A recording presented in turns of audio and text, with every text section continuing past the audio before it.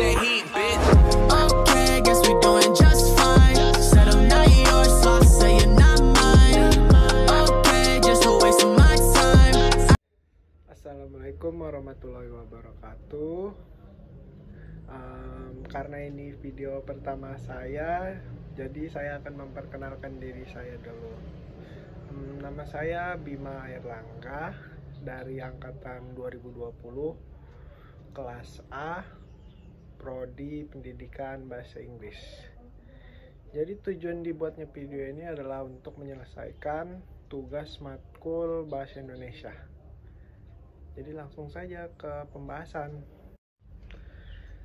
Oke, kali ini yang akan saya bahas adalah tentang ragam dan laras ilmiah dalam bahasa Indonesia.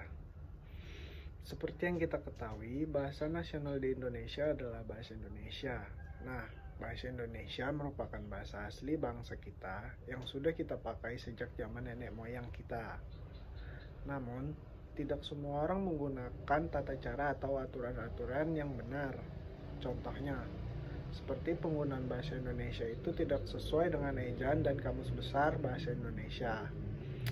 Oleh karena itulah, pengetahuan tentang ragam bahasa dan laras ilmiah ini cukup penting untuk dipelajari dan bisa diterapkan dengan baik sehingga identitas kita sebagai warga negara Indonesia tidak hilang.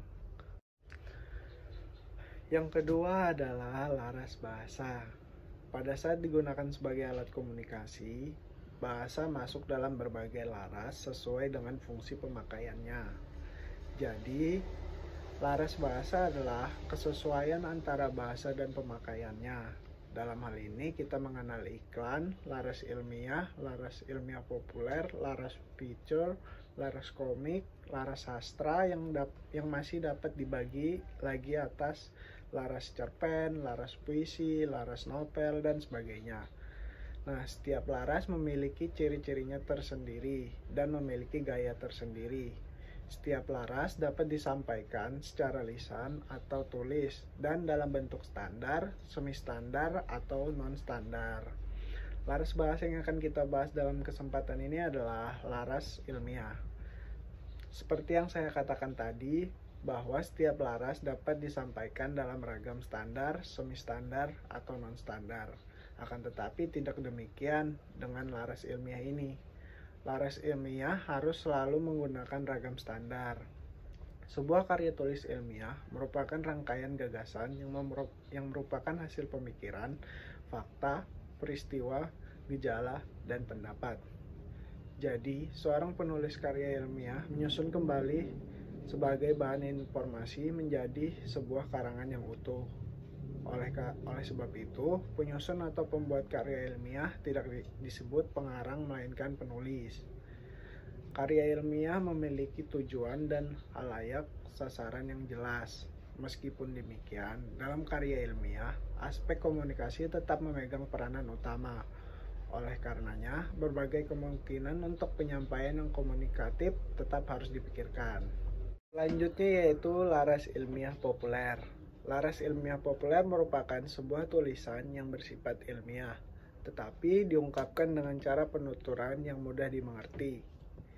Karya ilmiah populer tidak selalu merupakan hasil penelitian ilmiah. Tulisan itu dapat berupa petunjuk teknis, pengalaman, dan pengamatan biasa yang diuraikan dengan metode ilmiah.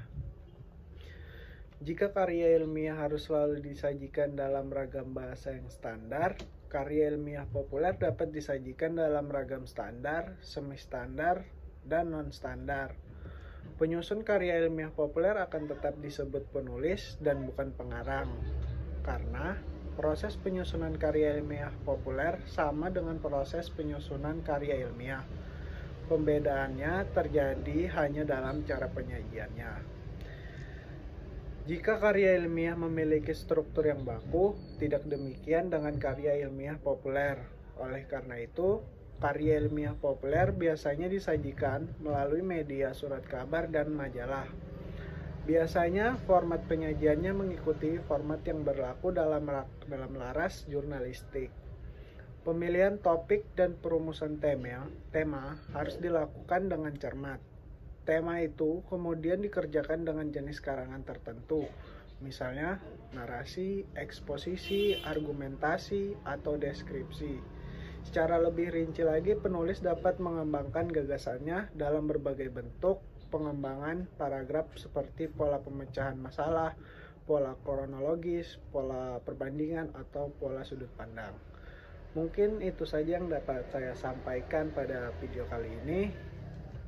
Jika ada salah kata mohon dimaafkan. Wassalamualaikum warahmatullahi wabarakatuh. Sampai jumpa di video selanjutnya. Dadah.